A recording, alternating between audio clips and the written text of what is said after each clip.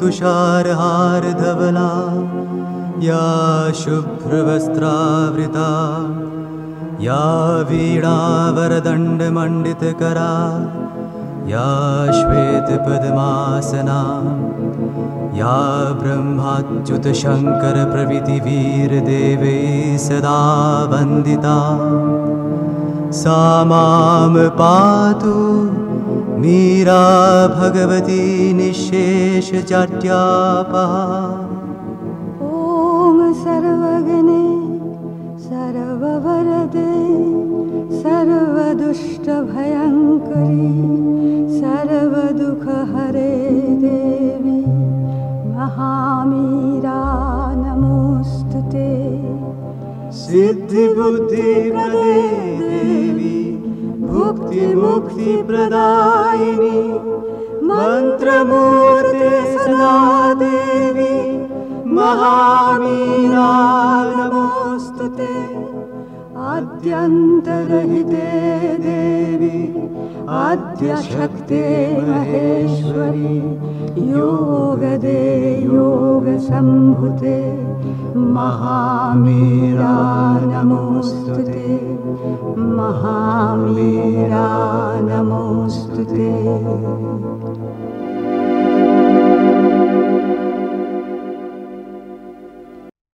माँ आमे आलोचना करुछंती मातृ रचना बळी भाग 10। आज पढ़िबा ज्ञान 57।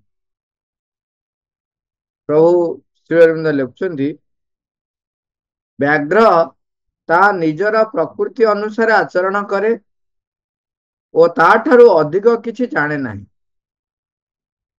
तेणु ताहाकु दिव्य बोली कुहाजिबो एवं ताठारे प्रकृतरे कौनसी मंद रही न थाए।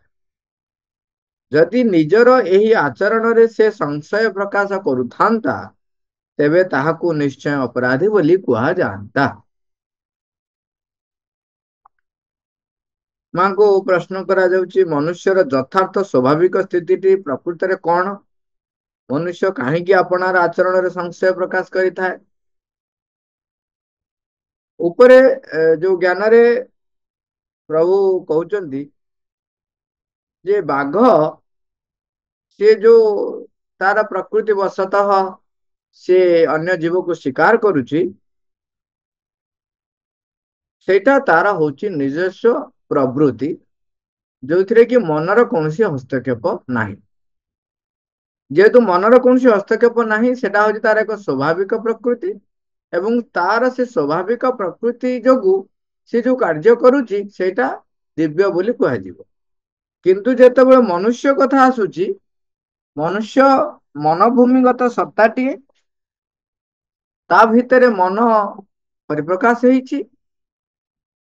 जे पर्यंत देखिए शिशुटीए मन जेतेबेले परिप्रकाश हेई नाही शिशुर जो प्रवृत्तिगत जो कार्यावली ताहाकु मध्य दिव्य कुहा जाए, कारण सेथिरे कौनसी हस्तक्षेप न थाए कौनसी विकृति न थाए। किंतु मन जेतेबेले क्रियाशील हुए सेतेबेले प्राणर जो प्रवृत्ति मन द्वारा प्रभावित हुए एवं से कार्य करे। सेतेबेले जदि जने कहिबे जे आमर जेमती निम्न स्तर रे आमे कहूछु कथारे कहूछु प्राण द्वारा परिचालित होची सेतेबेले से कहबो से तो निजे जानी पारुने ठीक करूची कि भूल करूची एमिति कहबाटा होची माने प्रकृत रे निजको निजे ठकिबा। कौन हुए सेठी मन तार कार्य करुथाए एवं मन आसीबा परे मनीष क्षेत्र रे प्राण द्वारा परिचालित हवा होची सबुठारु निम्नतर स्तर एवं मनुष्य होची गोटे मध्यवर्ती सत्ता जोटा कि एटा एमती मनीष बोली सेमती किछि नुह। विश्वर जो अग्रगतिर पावछ रही ता भितरे गोटे मध्यवर्ती सत्ता जोटा कि मनुष्य, तेणु सी हूँ गोटे विश्वगत सत्ता। तेणु से जदि से प्रवृत्ति द्वारा परिचालित हेई कार्य करुची तेबे से निम्न स्तर अच्छी बोली जानिबा को पड़िबो। कारण विवर्तन रे वर्तमान ताकू आउरी आगेबार अच्छी बोली ताकू मन दिया जाइछि। ତେଣୁ ଆମେ ବେଳେ ବେଳେ ପଶୁ ସହିତ ଆମେ ଯୋଉ ନିଜକୁ ତୁଳନା କରୁ, ସିଏ ତ ତାର ଆହାର ପାଇଁ ଅ, ଶିକାର କରୁଛି, ବି ଆହାର ପାଇଁ ଶିକାର କରୁଛି, କିନ୍ତୁ ସିଏ ଶିକାର କଲା ବେଳେ ତା ଭିତରେ ମନ ଯେହେତୁ ନାହିଁ, ତେଣୁ ଶିକାର କଲା ବେଳେ ତା ଭିତରେ ମନର ପ୍ରଭାବ ପଡେ ନାହିଁ, ତେଣୁ ସଂଶୟ ନଥାଏ ତାର। କିନ୍ତୁ ମନ ଯେତେବେଳେ କରେ, ମୁଁ ଏଇଟା କରିବିନି, ତାକୁ କରିବି, ଆକୁ କରିବି ନାହିଁ, ତାକୁ କରିବି, ଏଇଟା ଗୋଟେ ଭଲ ମାଂସ, ଏଇଟା ନରମିଆଟା, ଏଇଟା ମୁଁ ରଖିଦେବି, ଆଜି ଖାଇବି, କାଲି ଖାଇବି, ଏଇ ମନ ସେଠି ଥାଏ। ତେଣୁ ସେତେବେଳେ ତାକୁ ପଶୁ କଲା ବେଳେ ତାକୁ ଦିବ୍ୟ ବୋଲି କୁହାଗଲା ବେଳେ, ମନୁଷ୍ୟ କଲା ବେଳେ ତାକୁ ଅପରାଧ ବୋଲି କୁହାଯାଏ। ଏବଂ ମନୁଷ୍ୟ ଯଦି ନିଜକୁ ଠକିବା ପାଇଁ କହେ ଯେ ଏଇଟା ମୁଁ ମୋର ସ୍ୱାଭାବିକ ପ୍ରକ୍ରିୟାରେ କରୁଛି, ତେବେ ସେ ଜାଣିବା ଉଚିତ ସେ ନିମ୍ନ ସ୍ତରରେ ରହିଛି। ମାଙ୍କୁ ଯୋଉ ପଚରା ହେଲା ଯେ ମନୁଷ୍ୟର ଯଥାର୍ଥ ସ୍ୱାଭାବିକ ସ୍ଥିତିଟି ପ୍ରକୃତରେ କଣ, ମନୁଷ୍ୟ କାହିଁକି ଆପଣାର ଆଚରଣରେ ସଂଶୟ ପ୍ରକାଶ କରିଥିଲେ, ମା ଲେଖୁଛନ୍ତି ପୃଥିବୀ ପୃଷ୍ଠରେ ମନୁଷ୍ୟ ହେଉଛି ଏକ ମଧ୍ୟବର୍ତ୍ତୀ ସତ୍ତା। ତେଣୁ ଆପଣାର ବିବର୍ତ୍ତନ କ୍ରମରେ ସିଏ କ୍ରମାନ୍ୱୟରେ ଏକାଧିକ ସ୍ୱଭାବର ଅଧିକାରୀ ହୋଇ ଆସିଛି। ସେହି ସ୍ୱଭାବ ଗୁଡିକ ଏକ ଆରୋହୀ କ୍ରମରେ ପରସ୍ପରର ଅନୁସରଣ କରିଛନ୍ତି ଏବଂ ମନୁଷ୍ୟ ଅତିମାନସ ପ୍ରକୃତିର ଦ୍ୱାରଦେଶରେ ଆସି ପହଞ୍ଚିବା ପର୍ଯ୍ୟନ୍ତ ଓ ଏକ ଅତିମାନବରେ ରୂପାନ୍ତରିତ ହେବା ପର୍ଯ୍ୟନ୍ତ ସେହି ସ୍ୱଭାବ ଗୁଡିକ ତାର ଅନୁସରଣ କରିବାରେ ଲାଗିଥିଲେ। ଏହି ଗତିକ୍ରମଟି ହେଉଛି ମାନସିକ ବିକାଶର ଗତିକ୍ରମ। ଆମେ ଏବେ ଯୋଉ ଆଲୋଚନା କରୁଥିଲେ, ତେଣୁ ଧୀରେ ଧୀରେ ତାର ଉର୍ଦ୍ଧାରଣ କରିବାର ଅଛି। ଯେକୌଣସି ସ୍ୱତଃସ୍ଫୂର୍ତ୍ତ ଅଭିବ୍ୟକ୍ତି ଯାହାକି କୌଣସି ନିର୍ବାଚନ ଅଥବା ପୂର୍ବ କଳ୍ପିତ ମୀମାଂସାରୁ ନିଷ୍ପନ୍ନ ହୋଇନଥାଏ, ସ୍ୱତଃସ୍ଫୂର୍ତ୍ତ ଭାବରେ ଆମେ କଥା କହିଲା ବେଳେ ଆମ ଭିତରେ ଗୋଟେ ଧାରଣା ବି ଥାଏ, କିଛି କିଛି ଲୋକଙ୍କ ପ୍ରତି, ବସ୍ତୁ ପ୍ରତି, ପରିସ୍ଥିତି ପ୍ରତି ଥାଏ। ଆମେ ଯେତେବେଳେ ଗୋଟେ କଥା କହୁ, ପୂର୍ବ କଳ୍ପିତ ଧାରଣାକୁ ପାଥେୟ କରିକି ମଧ୍ୟ ଆମର ବିଚାର ହୁଏ, ସିଦ୍ଧାନ୍ତ ହୁଏ ଏବଂ ଆମର କଥାବାର୍ତ୍ତା ମଧ୍ୟ ସେ ଅନୁସାରେ ହୁଏ। ମନେ କରାଯାଉ, ମାନେ ଲେଖୁଛନ୍ତି ମନେ କରାଯାଉ କୌଣସି ପୂର୍ବ କଳ୍ପିତ ମୀମାଂସାରୁ ତାହା ବାହାରି ନାହିଁ, ସ୍ୱତଃସ୍ଫୂର୍ତ୍ତ ଭାବରେ ଅଭିବ୍ୟକ୍ତ ହେଇଛି। ଆମେ ତାହାକୁ ସ୍ୱାଭାବିକ ବୋଲି କହିବାକୁ ମନ କରିଥାଉ। ଆମେ କହୁ ଏଇଟା ସ୍ୱାଭାବିକ ଘଟଣା, ଅର୍ଥାତ୍ ସେହି ସବୁ ଅଭିବ୍ୟକ୍ତି କୌଣସି ପ୍ରକାର ମାନସିକ କ୍ରିୟାଶୀଳତାର ହସ୍ତକ୍ଷେପ ବ୍ୟତୀତ ହିଁ ସମ୍ଭବ ହୋଇଥାଏ। ଏଥିଲାଗି ଯେତେବେଳେ ଜଣେ ବ୍ୟକ୍ତି ଏପରି ଏକ ପ୍ରାଣିକ ସ୍ୱତଃସ୍ଫୂର୍ତ୍ତତାର ପରିଚୟ ଦେଉଥାଏ, ଯାହାକି ଆଦୌ ବିଶେଷ ପରିମାଣରେ ମନର ପ୍ରଭାବରେ ପଡିନଥାଏ, ସେତେବେଳେ ସେ ଆପଣାର ସରଳତାରେ ଅପେକ୍ଷାକୃତ ଅଧିକ ସ୍ୱାଭାବିକ ହୋଇ ରହିଥିବା ପରି ବୋଧ ହେଉଥାଏ। ଏଇଠି ଗୋଟେ ମନେ ରଖନ୍ତୁ, କଣ କହୁଛନ୍ତି ବାରମ୍ବାର, ଏଇଟା ବୋଧ ହେଉଥାଏ। ମାତ୍ର ଏହି ସ୍ୱାଭାବିକତାକୁ ବେଶ ଅନେକ ପରିମାଣରେ ଯେକୌଣସି ଇତର ପ୍ରାଣୀର ସ୍ୱାଭାବିକତା ବୋଲି କୁହାଯିବ। ସେଦିନ ଆମେ ଆଲୋଚନା କରୁଥିଲେ, ଜଣେ ବ୍ୟକ୍ତି କହିବ ମୁଁ ତ ସମସ୍ତଙ୍କୁ ବିଶ୍ୱାସ କରୁଛି, ତେଣୁ ମତେ ସିଏ ଯଦି ଠକିଲା, ମୁଁ କୋଉଠି ଠକିଲି, ସିଏ ଠକି ହେଲା ନା, ଆଉ ମତେ ସିଏ ଠକିଲା, ମୁଁ ଠକି ହେଲି ନାହିଁ। ଇଏ ଧାରଣା ହଉଛି ଇତର ପ୍ରାଣୀର। କାରଣ ମନ ଦିଆ ହେଲା ପରେ ତୁମେ ସଚେତ ସତର୍କ ହବାକୁ ପଡିବ ଏବଂ ତୁମକୁ ଚିହ୍ନିବାକୁ ପଡିବ। ଯଦି ତୁମେ ଚିହ୍ନୁନା, ତୁମେ ଯଦି ନିଜକୁ ସେଇଭଳିଆ ଭାବୁଛ ଯେ ମୁଁ ସ୍ୱାଭାବିକ ଭାବରେ ରହିଛି, ତେବେ ମା ଲେଖୁଛନ୍ତି ଏଇଟା ଇତର ପ୍ରାଣୀର ସ୍ୱାଭାବିକତା ବୋଲି କୁହାଯିବ ଏବଂ ତାହା ମନୁଷ୍ୟର ବିବର୍ତ୍ତନଗତ କ୍ରମରେ ସବା ତଳେ ଯାଇ ଅବସ୍ଥିତ ରହିଥାଏ। ସବା ତଳେ ଯାଇ ଅବସ୍ଥିତ ରହିଥାଏ।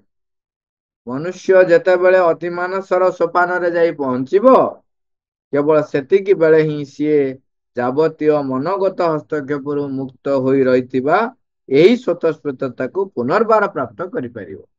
ତେଣୁ ଏଇ ସ୍ୱତଃସ୍ଫୂର୍ତ୍ତତା ପ୍ରକୃତରେ କେତେବେଳେ ଆସିବ, ଆମେ ପ୍ରଥମେ ଆଲୋଚନା କରୁଥିଲେ ଯେ ମନ ପ୍ରଭାବ ପକଉଥାଏ, ଆପଣ ଜାଣନ୍ତୁ ବା ନ ଜାଣନ୍ତୁ।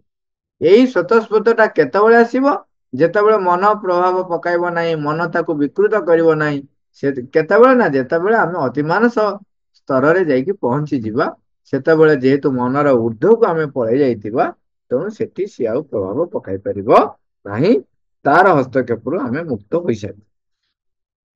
ଲେଖୁଛନ୍ତି ମା ଲେଖୁଛନ୍ତି ଅର୍ଥାତ୍ ଯେତେବେଳେ ସିଏ ମନର ସୋପାନକୁ ଅତିକ୍ରମ କରିଯିବ ଏବଂ ଉଚ୍ଚତର ସତ୍ୟ ମଧ୍ୟକୁ ଉତ୍ତୀର୍ଣ୍ଣ ହେଇଯିବ, ସେ କଥା ସେତେବେଳେ ଯାଇ ଘଟିବ।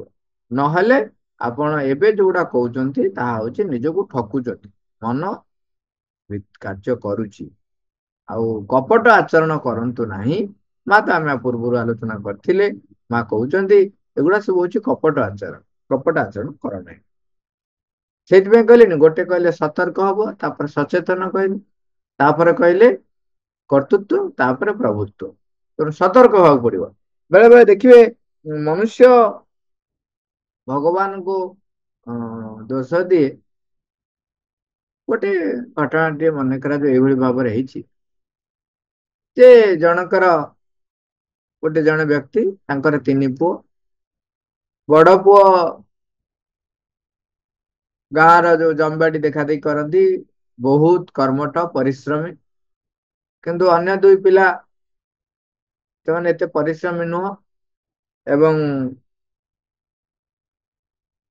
ଯୋଉ ଯେମିତି କୁହନ୍ତିନି କାଳର ଚକ୍ରରେ ବଡ ପୁଅ ପଢି ପାରି ନାହିଁ ଏବଂ ଅନ୍ୟ 2 ପୁଅ ତେଣୁ ସ୍କୁଲ ଯାଉଛନ୍ତି, ବିଦ୍ୟାଳୟ ଯାଉଛନ୍ତି, ପାଠ ହେଇନାହିଁ ସିନା ବଡର। ତେଣୁ ବଡ ଭାଇଙ୍କର ସବୁବେଳେ ଇଚ୍ଛା ଥାଏ ଯେ ମୋ ଛୁଆ ଭାଇ 2ଟି ଭଲ ପଢନ୍ତୁ, ଅଧିକରୁ ଅଧିକ ପଢନ୍ତୁ, ଦରକାର ହେଲେ ସହରରେ ଯାଇ ପଢନ୍ତୁ ଏବଂ କିଛି ନୂଆ କରନ୍ତୁ, ଅଧିକ କରନ୍ତୁ, ଚାକିରି କରନ୍ତୁ, ଇତ୍ୟାଦି ଇତ୍ୟାଦି ଧାରଣା ତାର ରହିଛି। କିନ୍ତୁ ଦେଖାଯାଇଛି ଯେ ସେ ପିଲା 2ଟି ପାଠ ପଢାକୁ ଛାଡନ୍ତି, ପାଠ ପଢନ୍ତି ନାହିଁ, ବରଂ ବଦମାସି କରନ୍ତି, ଇତ୍ୟାଦି ଇତ୍ୟାଦି କରନ୍ତି। ଯୋଉ ପଇସା ପତ୍ର ଯୋଉ ନିଅନ୍ତି ଖର୍ଚ୍ଚ ବାର୍ଚ୍ଚ କରିବାକୁ, ତାକୁ ମାନେ ଦରକାର ପାଇଁ ଥାଏ ତାକୁ ଖର୍ଚ୍ଚ କରିଦିଅନ୍ତି। ଏଇଭଳି ଭାବରେ ଆମେ ଯୋଉଟା କୁହନ୍ତି ଯେ ୱେ ୱାର୍ଡ ହେଇଯାଇଛନ୍ତି। କିନ୍ତୁ ବଡ ଭାଇ ଆଗରେ ସେମାନେ ଏମିତି ଆକ୍ଟିଂ କରୁଛନ୍ତି, ବଡ ଭାଇ ତାଙ୍କୁ ଜାଣିପାରୁ। କିନ୍ତୁ ଯେହେତୁ ବାପା, ସିଏ ତାଙ୍କର ଅନୁଭବ ରହିଛି, ଅନୁଭୂତି ରହିଛି, ସେ ଦେଖୁଛନ୍ତି, ଜାଣୁଛନ୍ତି। ସେ ଯେତେ କହୁଛନ୍ତି ବଡ ପୁଅକୁ ଯେ ତୁ ତାଙ୍କୁ ସିନା ଭାବୁଛୁ, ସେ କିନ୍ତୁ ସେମିତି ନୁହଁ, ସେମାନେ ଏମିତି ବଦମାସି କରୁଛନ୍ତି, ପାଠ ଭଲ ପଢୁନାହାନ୍ତି। ତାପରେ ଦିନେ ସେ ଆସି କହୁଛନ୍ତି ଯେ ଆମେ ସହରରେ ଯାଇ ପଢିବୁ, ତେଣୁ ଅଧିକ ପଇସା ଦରକାର। କିନ୍ତୁ ପ୍ରକୃତରେ କଣ ହେଇଛି ନା ସେମାନେ ଜୁଆ ଖେଳିଛନ୍ତି, ଜୁଆରେ ହାରି ଯାଇଛନ୍ତି, ସେଠି ପଇସା ଦରକାର ହେଇଛି ଏବଂ ସେତେବେଳକୁ ସେମାନେ ମଦ ବି ପିଆ ପିଇ ଆରମ୍ଭ କରିଦେଲେଣି। ବାପାଙ୍କୁ ମାଗିଛନ୍ତି ପଇସା, ବାପା ଦେଇନାହାନ୍ତି। ତେଣୁ ସେ ଭାଇ ପାଖରେ ଯାଇକି ରୋଲ କରୁଛନ୍ତି, ଆକ୍ଟିଂ କରି କହିଛନ୍ତି ସହରରେ ପଢିବା ପାଇଁ ପଇସା ଦରକାର। ତେଣୁ ସେ ପଇସା ଭାଇକୁ ମାଗିଛନ୍ତି। ଭାଇ ସେଠୁ କଣ କରୁଛି, ବଡ ଭାଇ ଯାହା ପୁଞ୍ଜି ଧନ କିଛି ଥିଲା ସେଥିରୁ ନେଇକି କିଛି ସୁନା ଗହଣା ନେଇକିରି, ବାପା ତ ଦେବେ ନାହିଁ, ମନା କରିଛନ୍ତି ନା, ଯାହା କିଛି ଥିଲା ତାଙ୍କ ପାଖରେ ସେ ତାକୁ ନେଇକିରି ଜଣେ ଜମିଦାରଙ୍କ ପାଖରେ ରଖି ଲୋନ ଆଣିଛନ୍ତି, କରଜ ଆଣିକି ତାଙ୍କୁ ଦେଇଛନ୍ତି। ଆସି ବାପାଙ୍କୁ ବି ଜଣେଇବେ ତ, ବାପାଙ୍କୁ ଜଣଉଛନ୍ତି, ବାପା କହୁଛନ୍ତି ହଇରେ ତତେ କେତେ ବୁଝଉଛି, ଆରେ ସିଏ ସେମିତି ନୁହନ୍ତି, ସେମାନେ ଏମିତି କରୁଛନ୍ତି, ତୁ ତାଙ୍କୁ କାହିଁକି ପଇସା ଦଉଛୁ, ଆଉ ତୁ କେମିତି ଏମିତି କଲୁ। ଗଲା ତାପରେ ସେମାନେ ସହରରେ ରହିଲେ, ଯେ ଆହୁରି ଅଧିକରୁ ଅଧିକ ବଦମାସ ହେଲେ। ସେଠି ଚୋରି ଡକାୟତି ଖଣ୍ଟ ସବୁ କାମ ଆରମ୍ଭ କରିଦେଲେ, ସେ ସବୁ ଚାଲିଲା। ତାପରେ ସେଠି ଏମିତି କୋଉଠି ଜାଗାରେ କେତେବେଳେ ତାଙ୍କର ଅଧିକ ଧରା ପଡିଛନ୍ତି, କୋଉଠି ସେଠି ପଇସା ଦେଇକିରି ମୁକୁଳିବା ପାଇଁ ଚେଷ୍ଟା କରିବାକୁ ମାନେ ପଡିଛି ଦରକାର। ତେଣୁ ସେଠି ଆସି ଘରେ ପହଞ୍ଚଛନ୍ତି ଏବଂ ଭାଇକୁ କହିଛନ୍ତି 4-5 ଲକ୍ଷ ଦରକାର, ଆମେ ସହରରେ ଗୋଟେ ବଡ ବିଜନେସ କରି। ମିଛ କହିଛି। ସେତେବେଳେ ସେ କଣ କରୁଛି, ଜମିର କାଗଜ ପତ୍ର ବାପାଙ୍କୁ ଜବରଦସ୍ତ ମାଗିକି ନେଇକିରି ଜମିଦାର ପାଖରେ ରଖି କରଜ ଆଣିଛନ୍ତି, 5 ଲକ୍ଷ ତାଙ୍କୁ ଦେଇଛନ୍ତି। ସେତେବେଳେ ବି ବାପା ତାଙ୍କୁ ମନା କରିଛି, ବାରମ୍ବାର ମନା କରୁଛନ୍ତି। ସେ କହୁଛି ନାଇଁ ତମେ ବାପା ତମେ ଜାଣିନ, ସେମାନେ ସହରକୁ ଯାଇକିରି ବିଜନେସ କଲେ କାହାର ଲାଭ ହବ, ଆମର ତ ଲାଭ ହବ, ପଇସା ଆମ ଘରକୁ ଆସିବ, ଇତ୍ୟାଦି ଇତ୍ୟାଦି ଯୋଉଗୁଡାକ ଆପଣ ବୁଝିପାରୁଥିବେ। ସେ କୋଉ ଭଳି ଭାବରେ ଜବରଦସ୍ତ କରି, ଆଉ ଯେହେତୁ ଏତେ ସଚ୍ଚୋଟ ଏବଂ ଏତେ ପରିଶ୍ରମୀ, ବାପା ତାଙ୍କ କଥାକୁ ଯେତେ ବୁଝେଇଲେ ମଧ୍ୟ ବାପା ତାଙ୍କ କଥାକୁ ଟାଳି ପାରନ୍ତିନି।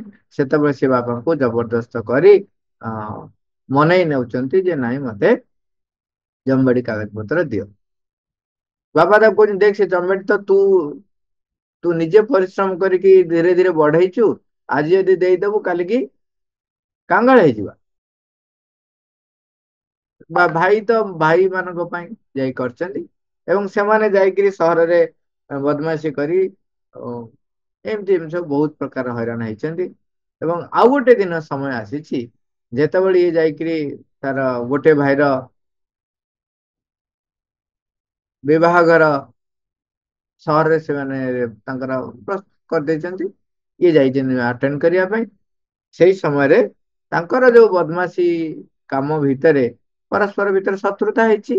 ଜଣଙ୍କ ସହିତ ରାସ୍ତାରେ ଦେଖା ହେଇଯାଇଛି, ସିଏ ସେଠୁ ଇଏ ପଇସା ପତ୍ର ଦେଇନାହାନ୍ତି ବୋଲି ତାଙ୍କୁ ସେ ରାସ୍ତାରେ ବାଡଉଛନ୍ତି। ଇଏ ଯାଇକି ପହଞ୍ଚୁଛନ୍ତି ଏବଂ ସେଇ ସମୟରେ ମାଡଳ ଫାଡଳ ହଉଛି ଇତ୍ୟାଦି। ତା ଭିତରେ ଆ ଦ୍ୱାରା ମାନେ ତା ସାନ ଭାଇ ଦ୍ୱାରା ସେ ଲୋକଟିର ହତ୍ୟା ହେଇଯାଉଛି। ତେଣୁ ସେଠି ବଡ ଭାଇ କଣ କରୁଛି, ସାନ ଭାଇର ହତ୍ୟା ଟା ଯୋଉ ହେଇଯାଇଛି ହାତ ସାନ ଭାଇ ଦ୍ୱାରା ନିଜ ଉପରକୁ ଦୋଷ ନେଇଯାଇଛନ୍ତି ଏବଂ ଜେଲ ଯାଇଛି। ଜେଲରୁ ଆସିଲା ବେଳକୁ ଏପଟେ କଣ ହେଇଛି, ସେମାନେ ତ ସେଠି ସହରରୁ ତାଙ୍କୁ ତଡି ଦେଇଛନ୍ତି। ମାନେ ଡରିକି ଆସିକି ଗାଁରେ ପହଞ୍ଚେନି। ଗାଁରେ ଆଉ ଯୋଉ ଜମିବାଡି ତ ଦିଆ ହେଇଯାଇଥିଲା କିଛି, ଆଉ ଯୋଉ ଢିଅ ଖଣ୍ଡକ ବାଜା ଥିଲା ତାକୁ ସିଏ କଣ କରିଛନ୍ତି, ଜବରଦସ୍ତ ବାପାଙ୍କ ପାଖରୁ ନେଇ ଦେଖନ୍ତୁ, ଥରେ ମଦ ଜୁଆ ଚୋରି ଡକାୟତି ଭିତରେ ଜଣେ ପଶିଗଲା ପରେ ଆଉ ବାହାରିବା ଏତେ ସହଜ ହୁଏ, ସହଜ ହୁଏ। କାହିଁକି ନା ଯେମିତି ଆପଣ ଦେଖିବେ, ଥରେ ଯଦି ଅହଙ୍କାର ଯଦି ଆପଣଙ୍କୁ କବଳିତ କରିନେଲା, ତେବେ ଆପଣଙ୍କୁ ସିଏ ତାର ଯୁକ୍ତି ତର୍କ ଦେଇ ଆପଣଙ୍କୁ ସେ ମହିମାନ୍ବିତ କରି କରି ଚାଲିବ। ସେଇଭଳି ଭାବରେ ମଦ୍ୟପାନ ଏବଂ ଏ ଯୋଉ ଜୁଆ ଖେଳିବା ଅର୍ଥ ହଉଛି ଲୋଭ। ଲୋଭ ନା ମଦ୍ୟପାନ ଏବଂ ଲୋଭ ବା ଜୁଆର ଯେତେବେଳେ ସେ ବଶବର୍ତ୍ତୀ, ଅର୍ଥ ପ୍ରତି ଆସକ୍ତି। ଜୁଆରେ ହଉଛି କଣ, ଲୋଭ ହଉଛି ଅର୍ଥ ପ୍ରତି ଆସକ୍ତି। ଥରେ ଅର୍ଥ ଏବଂ ଏଇ ଯୋଉ କ୍ଷମତା ଏ ସବୁ ପ୍ରତି ଯେତେବେଳେ ଆସକ୍ତି ଆସିଯାଏ, ସେତେବେଳେ ସେଥିରୁ ମୁକ୍ତି ପାଇବା ଏତେ ସହଜ ହୁଏ। ମଦ୍ୟପାନ, ଏପଟରେ ଅର୍ଥ ଆସକ୍ତି, ଏସବୁ ଜିନିଷ ତ ଟୋଟାଲି ତାଙ୍କର ମତିଭ୍ରଷ୍ଟ କରିଦେଇଛି। ଏପଟେ ଆସି ବାପାଙ୍କୁ ଜବରଦସ୍ତ କରି ସେ ଯୋଉ ଘର ବାଡି ସବୁ ଯୋଉ କାହାକୁ ନିଲାମ ଦେଇ ଦେଇଛନ୍ତି। ଦେଇ ଦେଇକି ସେଠି ଯଦି ପଇସା ପାଇଲା ତାକୁ ନେଇକିରି ସେମାନେ ତାଙ୍କର ପଳେଇଛନ୍ତି ଅନ୍ୟ ଜାଗାକୁ। ତେଣୁ ଏଠି କଣ ହେଲା, ତାଙ୍କୁ ବର୍ତ୍ତମାନ ବାପା ଏବଂ ବଡ ପୁଅର ଯୋଉ ସ୍ତ୍ରୀ ଏସବୁ ବର୍ତ୍ତମାନ ଘର, ତା ମା ବି ନାହିଁ, ବର୍ତ୍ତମାନ ଘରରୁ ବାହାରି ଯାଇଛନ୍ତି। ମାନେ ବାହାର କରିଦିଆଯାଇଛି ଜବରଦସ୍ତ, ବାଟ କିଛି ନାହିଁ ଆଉ। ଇଏ ଯେତେବେଳେ ଜେଲରୁ ଫେରିକି ଆସୁଛନ୍ତି, ଇଏ ଭଗବାନଙ୍କୁ ଦୋଷ ଦଉଛନ୍ତି। ମଣିଷ ସାଧାରଣତଃ ଏଇଭଳି ଭାବରେ କଣ କରେ ନା, ଭଗବାନଙ୍କୁ ଦୋଷ ଦିଏ। କିନ୍ତୁ ତାକୁ ଗୋଟେ ମନ ଦିଆଯାଇଛି, ତା ପାଖରେ ସବୁ ସମୟରେ ସତର୍କ ଘଣ୍ଟି ଦିଆଯାଇଛି। ବାରମ୍ବାର ସେଠି ତା ବାପା ତାକୁ ସତର୍କ କରଉଛନ୍ତି, କିନ୍ତୁ ସେ ସତର୍କତାକୁ ସ୍ୱୀକାର କରି ନାହିଁ, ସଚେତନ ନିଜେ ହେଇନାହିଁ।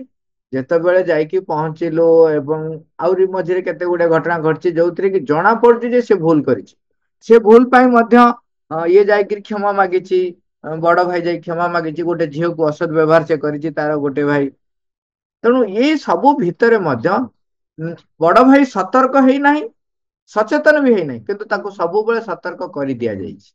କିନ୍ତୁ ସେ ସତର୍କ ହେଇନାହିଁ କିମ୍ବା ସଚେତନ ହେଇନାହିଁ। କିନ୍ତୁ ଦୋଷ ଦିଏ କଣ, ଭଗବାନଙ୍କୁ କାହିଁ ଡାକି, ମୁଁ ତ ଏତେ ସଚ୍ଚୋଟ ଥିଲି, ପରିଶ୍ରମୀ ଥିଲି, ବଡ ଭାଇ ମାନଙ୍କୁ ମୋ ଭାଇ ମାନଙ୍କୁ ଭଲ ପାଇଥିଲି, ଭାଇମାନଙ୍କ ଭଲ ପାଇଁ କରିଥିଲି, ଭଗବାନ ମତେ ଏମିତି ଦଣ୍ଡ ଦେଲେ। ଭଗବାନ ମତେ ଦଣ୍ଡ ଦେଇନାହାନ୍ତି, ତୁମର ନିର୍ବୋଧତାକୁ ତମକୁ ଦଣ୍ଡ ଦେଇଛି।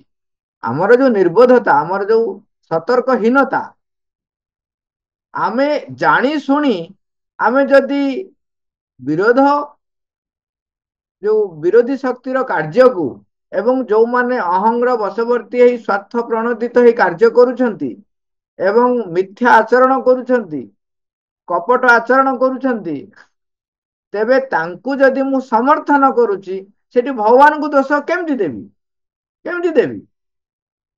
ଇଏ ହଉଛି ବିଡମ୍ବନା ମନୁଷ୍ୟ କ୍ଷେତ୍ରରେ।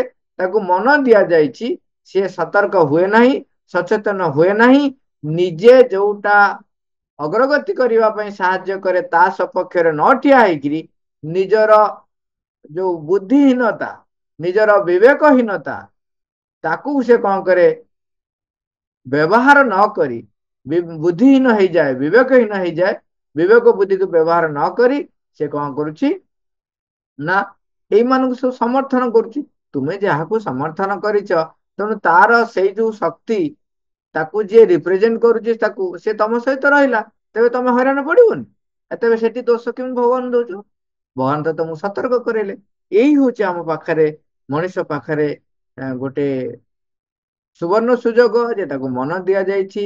ସେ ଚିହ୍ନି ପାରିବ, ସତର୍କ ହେଇପାରିବ, ଏବଂ ଯେତେବେଳେ ସେ ତାକୁ ବ୍ୟବହାର ନ କରେ ସେତେବେଳେ ସେ ପ୍ରାଣର ବଶବର୍ତ୍ତୀ ହେଇ ଯୋଉ କାର୍ଯ୍ୟ କରେ ଏବଂ ତାକୁ ସେ ସମର୍ଥନ କରେ, ସେଇ ମନକୁ ବ୍ୟବହାର କରେ, ତାପରେ ଭଗବାନଙ୍କୁ ଦୋଷ ଦିଏ। ତେଣୁ ମା କହୁଛନ୍ତି ଅବଶ୍ୟ ମନ ସ୍ତରକୁ ଆସି ଏହି ବିବର୍ତ୍ତନ ଅନ୍ୟ ପ୍ରକାରରେ ମୋଡ ହୋଇଯାଇଛି ବୋଲି ଆମେ ଆଦୌ କହିପାରିବା ନାହିଁ, ମାତ୍ର ଅବଶ୍ୟ ବିକୃତ ହୋଇଯାଇଛି। କାରଣ ଆପଣାର ସ୍ୱଭାବଟି ଦ୍ୱାରା ନିୟନ୍ତ୍ରିତ ହୋଇ ହିଁ ମନ ନାନା ବିକୃତି ଲାଗି ଉନ୍ମୁକ୍ତ ହୋଇ ରହିଥିଲା ଏବଂ ପ୍ରାୟ ଆରମ୍ଭ କାଳରୁ ହିଁ ବିକୃତ ହୋଇ ପଡିଲା। ତେଣୁ ମନର ପ୍ରଭାବରେ କଣ ହେଇଛି, ବର୍ତ୍ତମାନ ବିକୃତ ହେଇଯାଇଛି। ଆହୁରି ଅଧିକ ନିର୍ଭୁଲ ଭାବରେ କହିବାକୁ ଗଲେ ତାହା ଆସୁରିକ ଶକ୍ତି ଗୁଡ଼ିକ ଦ୍ୱାରା ବିକୃତ ହୋଇ ପଡିଥିଲା। ଏହି ବିକୃତ ଅବସ୍ଥା ପ୍ରକୃତରେ ଅସ୍ୱାଭାବିକ ବୋଲି ଆମକୁ ଏକ ଧାରଣା ଦେଇଯାଇଥାଏ। ତେଣୁ ଏଇ ବିକୃତିଟାକୁ ଆମକୁ ଚିହ୍ନିବାକୁ ପଡିବ। ସିଏ କାହିଁକି ଆପଣାକୁ ପ୍ରଶ୍ନ କରିବାକୁ ଇଚ୍ଛା କରେ? କାରଣ ତାହା ହିଁ ହଉଛି ମନର ସ୍ୱଭାବ। ମନକୁ ଏଇଟା ଦିଆଯାଇଛି, ସେ କ୍ୱେଶ୍ଚିନ୍ କରିବ, ନହେଲେ ଆଗେଇବ କେମିତି? ନୂଆ ନୂଆ କଥା ଜାଣିବା ପାଇଁ ସେ ପ୍ରଶ୍ନ କରିବ ଏବଂ ଅଗ୍ରଗତିର ପାବଛରେ ଆଗକୁ ସେ ମାଡି ଚାଲିବ।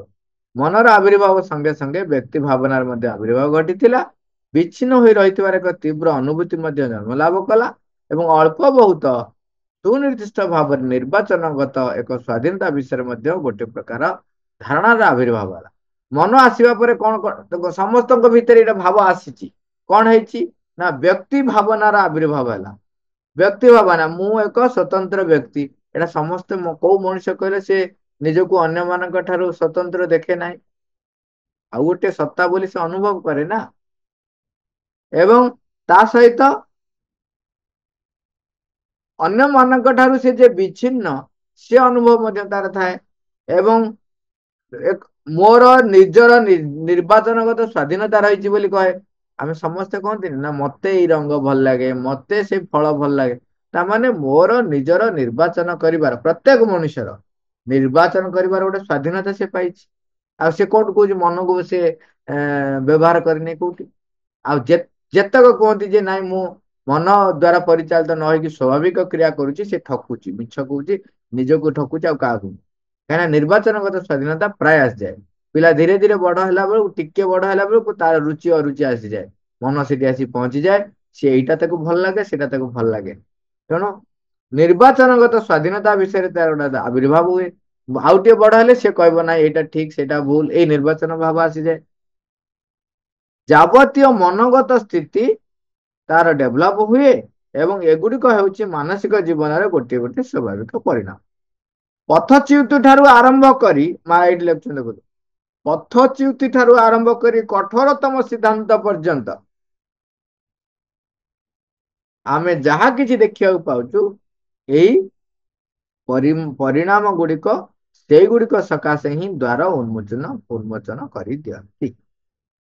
ତେଣୁ ମନ ଭିତରେ ଧାରଣାଟି ନିଶ୍ଚୟ ଥାଏ, ସେ ନିଶ୍ଚୟ ବାଛିପାରେ ଯଥାର୍ଥର ସତ୍ୟର କୋଉଟା ବିକୃତି, ତାହା ମଧ୍ୟ ସେ ଜାଣିଥାଏ, କିନ୍ତୁ ବିକୃତିକୁ ସେ ସ୍ୱୀକାର କରିଦିଏ। କାହିଁକି ନା ସେଥିରେ ସେ ନିଜକୁ ସମ୍ମାନିତ, ମହିମାନ୍ବିତ ଗୋଟେ ପଦବୀର ଲାଳସାରେ, ଆକାଂକ୍ଷାରେ, ସେଇଥିରେ ସେ କଣ କରେ, ସେ ବିକୃତିକୁ ସ୍ୱୀକାର କରେ। ଯେତେବେଳେ ଆମର ଚେତନା ମଧ୍ୟରେ ଆତ୍ମା ଅର୍ଥାତ୍ ଚୈତ୍ୟ ସତ୍ତାର ଉନ୍ମେଷ ଘଟିବ ଏବଂ ଯଦି ଆତ୍ମା ହିଁ ଆମ ସମୁଦାୟ ସତ୍ତାର ଶାସକ ରୂପେ ପ୍ରତିଷ୍ଠିତ ହବ, ସେତିକି ବେଳେ ଯାଇ ସେ ଯଥାର୍ଥ ସତ୍ୟର ପୂର୍ଣ୍ଣ ଉପଲବ୍ଧି ସମ୍ଭବ ହେବ। ସେତେବେଳେ ମନୁଷ୍ୟର ଜୀବନ ଯଥାର୍ଥରେ ଆପଣାକୁ ସଚେତନ ଭାବରେ ଏକ ବ୍ୟକ୍ତିବୃତ୍ତ ମଧ୍ୟରେ ବ୍ୟକ୍ତ କରିଥିବା ସେହି ସର୍ବୋଚ୍ଚ ପରମ ଇଚ୍ଛାର ଅଭିବ୍ୟକ୍ତିରେ ପରିଣତ ହୋଇପାରିବ। ମାତ୍ର ମନୁଷ୍ୟର ଏହି ନିତ୍ୟ ନୈମିତିକ ସ୍ଥିତିର କ୍ଷେତ୍ରରେ ଏହା ଅତ୍ୟନ୍ତ ପରିମାଣରେ ଏକ ବ୍ୟତିକ୍ରମ ହୋଇ ରହିଥିବ। ମନୁଷ୍ୟର ସାଧାରଣ ଚେତନାକୁ ଆମେ ତାହା ଆଦୌ ସ୍ୱାଭାବିକ ବୋଲି ମନେ ହେଉନଥିବ, ଅତି ପ୍ରାକୃତିକ ବ୍ୟାପାର ପରି ଲାଗୁଛି। ତେଣୁ ମନ ରୂପୀ ଯୋଉ ଯନ୍ତ୍ରଟି ଆମେ ପାଇଛେ ଯାବତୀୟ ସମ୍ଭାବନା ତା ପାଖରେ ଥାଏ, ତାକୁ ସେ ଅନୁଭବ କରେ ଏବଂ ଅଭିପ୍ରେତ ହୋଇ ରହିଥାଏ। ସେଥିପାଇଁ ତେଣୁ ସେ ଆପଣଙ୍କୁ ପ୍ରଶ୍ନମାନ କରେ ଏବଂ ଏହାର ପ୍ରତ୍ୟକ୍ଷ ପରିଣାମ ରୂପେ ଭଲ ମନ୍ଦ, କଣ ଠିକ ନୁହେଁ, ଏଇ ସବୁ ଅବବୋଧ ତା ଭିତରେ ଆସେ, ଜନ୍ମ ଲାଭ କରେ ଏବଂ ସେଥିରୁ ଉପୁଜୁଥିବା ଯାବତୀୟ ଦୁଃଖ ଭୋଗରେ ବି ଆବିର୍ଭାବ ହୁଏ। ଖରାପ କଥା ବୋଲି ଆଦୌ କହିହେବ ନାହିଁ ସତ, ଏଇଟାକୁ ଆମେ କହିବାନି ଏଇଟା ଆଦୌ ଏହା ଏକ ଖରାପ କଥା ବୋଲି, ମାତ୍ର ଏହା ହଉଛି ଏକ ମଧ୍ୟବର୍ତ୍ତୀ ଅବସ୍ଥା, ଏହା ପ୍ରୀତିକର ଅବସ୍ଥା, ତଥାପି ଏପରି ଏକ ଅବସ୍ଥା ଯାହାକି ମନର ପରିପୂର୍ଣ୍ଣ ବିକାଶ ଲାଗି ଅତ୍ୟନ୍ତ ସୁନିଶ୍ଚିତ ଭାବରେ ଅନିବାର୍ଯ୍ୟ ହୋଇ ରହିଥାଏ। ତେଣୁ ଏଇ ଜ୍ଞାନ 57ରେ ମା ଯାହା ବର୍ଣ୍ଣନା କରୁଛନ୍ତି, ଯୋଉ ଜ୍ଞାନ 57 ଆମର ଥିଲା, ବ୍ୟାଘ୍ରତା ନିଜର ପ୍ରକୃତି ଅନୁସାରେ ଆଚରଣ କରେ ଓ ତାଠାରୁ ଅଧିକ କିଛି ଜାଣେ ନାହିଁ, ତେଣୁ ତାକୁ ଦିବ୍ୟ ବୋଲି କୁହାଯିବ ଏବଂ ତାଠାରେ ପ୍ରକୃତରେ କୌଣସି ମନ୍ଦ ରହିନଥାଏ। ଯଦି ନିଜର ଏହି ଆଚରଣରେ ସେ ସଂଶୟ ପ୍ରକାଶ କରୁଥାନ୍ତା ତେବେ ତାହାକୁ ନିଶ୍ଚୟ ଅପରାଧୀ ବୋଲି କୁହାଯାଆନ୍ତା। ତେଣୁ ମା ଏଠି ସ୍ପଷ୍ଟ ଭାବେ କହୁଛନ୍ତି, ଯେହେତୁ ସେ ପ୍ରାଣ ସ୍ତରରେ ଅଛି, ତେଣୁ ତା ଭିତରେ ଯୋଉ ପରିପ୍ରକାଶ ହଉଛି ତାହା ପ୍ରକୃତି ଦ୍ୱାରା ପରିଚାଳିତ ହଉଛି, ତେଣୁ ତାହା ଏକ ସ୍ୱତଃସ୍ଫୂର୍ତ୍ତ ପ୍ରକ୍ରିୟା, ତେଣୁ ତାକୁ ଅପରାଧୀ ବୋଲି କୁହାଯାଏ ନାହିଁ। ତାର ସିଏ ଯୋଉ ହିଂସା ଆଚରଣ କରୁଛି, ସେ ହିଂସା ଆକ୍ଚୁଆଲି ତାକୁ ହିଂସା ବି କୁହାଯାଏ ନାହିଁ। ତାର ଖାଦ୍ୟ ଗ୍ରହଣ କରିବା ପାଇଁ ତାର ପ୍ରବୃତ୍ତିଗତ ତାହା ଏକ ସ୍ୱାଭାବିକ ପ୍ରକ୍ରିୟା। କିନ୍ତୁ ଯେତେବେଳେ ବିବର୍ତ୍ତନ ଧାରାରେ ମନୁଷ୍ୟ ପରେ ପଶୁ ପରେ ମଣିଷ ଆସି ପହଞ୍ଚିଛି, ସେତେବେଳେ ମନ ଆସି ପହଞ୍ଚିଛି, ମନର ସ୍ୱାଭାବିକ ଭାବରେ ତାକୁ କେତେ ଗୁଡିଏ ଘଟଣା ଆପେ ଆପେ ତାକୁ ଆସିଛି ତା ପାଖରେ, ଯେପରିକି ନିର୍ବାଚନ କରିବାର ତା ପାଖରେ ସମ୍ଭାବନା ରହିଛି ଏବଂ ଅନେକ ଗୁଡିଏ ସିଦ୍ଧାନ୍ତ ନବାର ସମ୍ଭାବନା ତା ପାଖରେ ଆସି ପହଞ୍ଚିଛି ଏବଂ ବ୍ୟକ୍ତି ଭାବନାର ଆବିର୍ଭାବ ଘଟିଛି। ସିଏ ଅନ୍ୟକୁ ନିଜକୁ ଅନ୍ୟଠାରୁ ବିଚ୍ଛିନ୍ନ ବୋଲି ଅନୁଭବ କରେ ଏବଂ ତାର ଏକ ନିର୍ବାଚନଗତ ସ୍ୱାଧୀନତା ଅଛି ବୋଲି ସେ ମନେ କରେ। ସମସ୍ତେ ମନେ କରନ୍ତି, ଆପଣ ସମସ୍ତେ ମନେ କରନ୍ତି ମତେ ଏଇ ରଙ୍ଗ ନା ମୁଁ ଏଇ ରଙ୍ଗ ପସନ୍ଦ କରେନି, କହନ୍ତିନି ସବୁ। ଏଇ ପୋଷାକ, ଏଇ ଜିନିଷ, ଏଇଟା, ଏ ସମସ୍ତଙ୍କର ସ୍ୱାଧୀନତା ରହିଛି ଏବଂ ସେତେବେଳେ ସିଏ କୋଉଟା ନିଷ୍ପତ୍ତି ନବ ନ ନବ ତା ମଧ୍ୟ ତାର ଏକ ସ୍ୱାଧୀନତା ରହିଛି। ସେଇଠୁ ଆମେ ମନେ ରଖିବା, ବାରମ୍ବାର ମା ମନେ ପକାଉଛନ୍ତି, ବିବର୍ତ୍ତନ ଧାରାରେ ମନୁଷ୍ୟ ଏକ ମଧ୍ୟବର୍ତ୍ତୀ ଅବସ୍ଥା, ଯୋଉଟାର ସବୁଠାରୁ ତଳ ଅବସ୍ଥା ହଉଛି ପଶୁର ଯୋଉ ସ୍ତର, ପ୍ରାଣଗତ ସ୍ତର। ଯଦି କୌଣସି ମନୁଷ୍ୟ ନିଜକୁ ନିଜେ ଠକିବାକୁ ଚାହେଁ ତେବେ ସିଏ କହେ ଯେ ମୁଁ ସ୍ୱାଭାବିକ ଭାବରେ ମୋ ଭିତରେ ଏଇ ଆଚରଣ ଆସୁଛି, ତେଣୁ ଏଇଟାରେ ଭଲ ମନ୍ଦ ନାହିଁ। ତାମାନେ ଜାଣିବେ ପ୍ରାଣ ଦ୍ୱାରା ଯଦି ସେ ପରିଚାଳିତ ହେଇ ଯୋଉ କାର୍ଯ୍ୟ କରୁଛି ଏବଂ ତାହାକୁ ସ୍ୱାଭାବିକ ପ୍ରବୃତ୍ତି ବୋଲି କହୁଛି, ତେବେ ସେ ନିଜକୁ ନିଜେ ଠକୁଛି। କାହିଁକି ନା ତାହା ମଣିଷର ସବୁଠାରୁ ଇତର ପ୍ରାଣୀ ସ୍ତର, ନିଚ ସ୍ତର। ତାକୁ ଯୋଉ ସାମର୍ଥ୍ୟ ଦିଆଯାଇଛି ସେ କଠୋରତମ ସିଦ୍ଧାନ୍ତ ମଧ୍ୟ କରିପାରିବ। ତେଣୁ ସତର୍କ ହବ, ସଚେତନ ହବ ଏବଂ ନିଜ ଉପରେ କର୍ତ୍ତୃତ୍ୱ ହାସଲ କରିବ, ତାପରେ ପ୍ରଭୁତ୍ୱ ହାସଲ ହବ ଏବଂ ଯେ ପର୍ଯ୍ୟନ୍ତ ଅତିମାନସ ସ୍ତରକୁ ନ ଯାଇଛି ସେ ପର୍ଯ୍ୟନ୍ତ ମନ ତା ଉପରେ ପ୍ରଭାବ ପକଉନଥାଏ ନୁହଁ। ସିଏ ଭାବିପାରେ ଯେ ମୁଁ ମନ ଦ୍ୱାରା ପରିଚାଳିତ ନ ହେଇକି ସ୍ୱାଭାବିକ ହଉଛି, ଆମେ ବି ବେଳେ ବେଳେ ସେ ଉଦାହରଣ ଦେଇପାରୁ, କିନ୍ତୁ ମା ଲେଖୁଛନ୍ତି ଏବଂ ଏହା ମଧ୍ୟ ଆପଣ ଦେଖିବେ ବିବର୍ତ୍ତନ ଧାରାରେ ଏହା ହଉଛି ସତ୍ୟ ଯେ ଅତିମାନସ ସ୍ତରକୁ ଚାଲିଗଲେ ଆଉ ମନର ପ୍ରଭାବ ପଡିବ ନାହିଁ। ମନ ଯୋଉ ବିକୃତି ଆଣି ଦେଇଛି ସେ ବିକୃତି ଆଉ ତାକୁ ସେତେବେଳେ ଆଉ ହସ୍ତକ୍ଷେପ କରିପାରିବ ନାହିଁ ମନ, ତେଣୁ ବିକୃତି ଆସିବ ନାହିଁ। ଏଇଟା କେତେବେଳେ ଘଟିବ? ଯେତେବେଳେ ଅତିମାନସ ସ୍ତରକୁ ପହଞ୍ଚିବ। ତା ପୂର୍ବର ମଧ୍ୟବର୍ତ୍ତୀ ସ୍ତର ହଉଛି ଯଦି ଆମ ଭିତରେ ଚୈତନ୍ୟତା ଉନ୍ମେଷ ଘଟେ, ତେବେ ଆତ୍ମା ଯଦି ଆମର ସମୁଦାୟ ସତ୍ତାର ଶାସକ ହୁଏ, ତାହେଲେ ମନୁଷ୍ୟ ଜୀବନ ଯଥାର୍ଥରେ ସଚେତନ ଭାବରେ ଏକ ବ୍ୟକ୍ତିବୃତ୍ତ ହେଇକି ବ୍ୟକ୍ତ କରିବାର ସାମର୍ଥ୍ୟ ତା ଭିତରେ ଆସିବ। ତେଣୁ ବିକୃତି ଧୀରେ ଧୀରେ କମି ଯିବ। ଯେତେ ଯେତେ ସମୁଦାୟ ସତ୍ତାର ଶାସକ ରୂପେ ଚୈତନ୍ୟତା ପ୍ରତିଷ୍ଠିତ ହଉଥିବ, ସେତେ ସେତେ ବିକୃତି କମି ଯିବ ଏବଂ ତେଣୁ ଆମେ ମନେ ରଖିବା ଯେ ମନ ଯେହେତୁ ଅଛି, ତେଣୁ ଆମକୁ ପ୍ରଶ୍ନ ଉଠେ ପ୍ରତ୍ୟକ୍ଷ ପରିଣାମ ରୂପେ ଭଲ ମନ୍ଦ, କୋଉଟା ଠିକ କୋଉଟା ଭୁଲ, ଯାବତୀୟ ଦୁଃଖ ଭୋଗ, ଇଏ ସବୁ ଆସେ କାହିଁକି ନା ଆମ ପାଖରେ ମନ ଅଛି ବୋଲି। ଏହାର ଉର୍ଦ୍ଧ୍ୱକୁ ଆମେ ଯିବା, ମନର ପରିପୂର୍ଣ୍ଣ ବିକାଶ ଲାଗି ଆମକୁ ସଂକଳ୍ପ କରିବାକୁ ପଡିବ। ମାଙ୍କୁ ପ୍ରାର୍ଥନା କରିବା ଯେପରି ନିଜକୁ ମୁଁ କେବେ ସମର୍ଥନ ନ କରେ, ନିଜକୁ ମୁଁ ନିଜେ କେବେ ନ ଠକେ। ମା ମତେ ତୁମର କରିଦିଅ। ମା ମୁଁ କହିଲି ଅହଙ୍ଗ ଆଉ ଅହଙ୍କାର ଭିତରେ କଣ ଡିଫରେନ୍ସ ଅଛି? हाँ ଅହଙ୍ଗ ଆଉ ଅହଙ୍କାର। ଅହଂର ବଶବର୍ତ୍ତୀ ହେଲେ ତାକୁ ଅହଙ୍କାରୀ କୁହାଯାଏ। ଅହଂ ଦ୍ଵାରା ଅହଂ ଆମର ସମସ୍ତଙ୍କ ଭିତରେ ରହିଛି, ତେଣୁ ଆମେ ନିଜକୁ ବିଚ୍ଛିନ୍ନତା ଅନୁଭବ କରୁଛନ୍ତି। ଯେ ପର୍ଯ୍ୟନ୍ତ ଆମେ ବିଚ୍ଛିନ୍ନ ଅନୁଭବ କରୁଛନ୍ତି ସେ ପର୍ଯ୍ୟନ୍ତ ଆମ ଭିତରେ ଅହଂ ଭାବ ରହିଛି। ଯେତେବେଳେ ଆତ୍ମା ସହିତ ଆମେ ଏକୀଭୂତ ହେଇଯିବୁ ସେତେବେଳେ ଏକତ୍व ବୋଧ ଆସିବ, ତେଣୁ କେହି କାହାଠାରୁ ଅଲଗା ବୋଲି ଅନୁଭବ କରିପାରିବେ ନାହିଁ। ଆମେ ସେ ପର୍ଯ୍ୟନ୍ତ ଅହଂର ବଶୀବର୍ତ୍ତୀ ହୋଇ ରହିଥିବା, ଯେ ପର୍ଯ୍ୟନ୍ତ ଅତିମାନସ ସ୍ତରରେ ଯାଇ ନ ପହଞ୍ଚେ।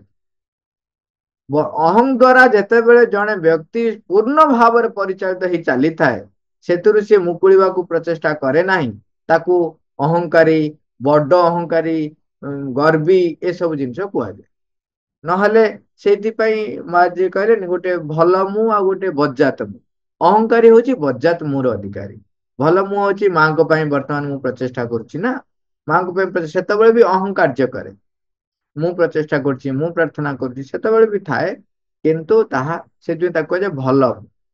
ମାନେ ଅହଂ କିନ୍ତୁ ନିଜକୁ ବର୍ତ୍ତମାନ ସ୍ଥିତିରେ କଣ ହଉଛି, ସିଏ ବ୍ୟବହାର କରୁଛି ବ୍ୟକ୍ତି ସତ୍ତାକୁ ଆତ୍ମା ସତ୍ତା ଦ୍ଵାରା ପରିଚାଳିତ କରିବା ପାଇଁ ପ୍ରୟାସ କରିବାରେ, ସେତେବେଳେ ତାକୁ ଭଲ ମୁଁ ବୋଲି କୁହାଯାଉଛି।